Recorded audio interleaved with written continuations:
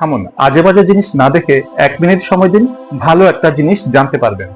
একটু ভাবুন, যে ব্রহ্মাজি পুরো সৃষ্টির রচয়িতা, সেই ব্রহ্মাকেই যদি জিজ্ঞেস করে কেউ যে তুমি কে, তাহলে কি হবে? দ্বারিকাতে ঠিক এরকমটাই হয়েছিল, যেটা সনাতন ধর্মের সবচেয়ে গভীর রহস্যকে দুনিয়ার সামনে খুলে দিয়েছে, যাকে আজ আমরা মাল্টিভার্স নামে জানি। আসলে একবার ব্রহ্মাজির নিজের পদের একটু অহংকার হয়ে গিয়েছিল। তিনি ভগবান কৃষ্ণের সাথে দেখা করতে দ্বারিকায় পৌঁছান। সেখানে তিনি দ্বারপালকে গম্ভীরভাবে বললেন যে যাও, কৃষ্ণকে বলো ব্রহ্মা এসেছেন।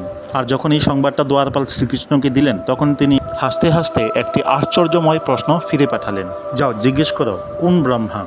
ব্রহ্মাজি এটা শুনে অবাক হয়ে গেলেন, আরে আমি তো একমাত্র রচয়িতা, আমাকে ছাড়া আর কে হবে ব্রহ্মা। তখন তিনি একটু রেগে গিয়ে বললেন, আরে বলো যে 4 মাথাওয়ালা এই জগতের পিতা এসছে। কিন্তু যখনই তিনি মহলের ভেতর প্রবেশ করলেন, তখন গিয়ে দেখলেন যে সেখানে একটা নয়, বই কি লাখ লাখ ব্রহ্মা সেখানে আগে থেকে উপস্থিত ছিলেন।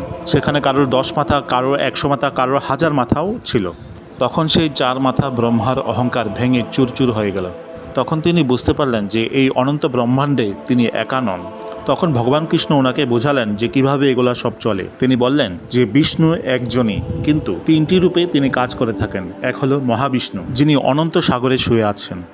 তিনি একবার শ্বাস ছাড়েন তো বিগ ব্যাং এর মতন বিস্ফোট হয়, আর ওনার শরীর থেকে অসংখ্য বুদবুদ বের হয়। আর এগুলোই আমাদের অগণিত ব্রহ্মাণ্ডগুলো। তারপর আসে গর্ভদক্ষায়ী বিষ্ণু, যিনি সেই অগণিত ব্রহ্মাণ্ডগুলির মধ্যে প্রত্যেকটিতে প্রবেশ করেন এবং সেখানে ব্রহ্মার উৎপত্তি করেন। আর তৃতীয় রূপটি হলো সবচেয়ে গভীর, ক্ষীরোদক্ষায়ী বিষ্ণু। তিনি এতই সূক্ষ্ম যে পৃথিবীর প্রত্যেকটি কণা অর্থাৎ অ্যাটম এবং আমাদের হৃদয়ে পরমাত্মা হয়ে বসবাস করেন।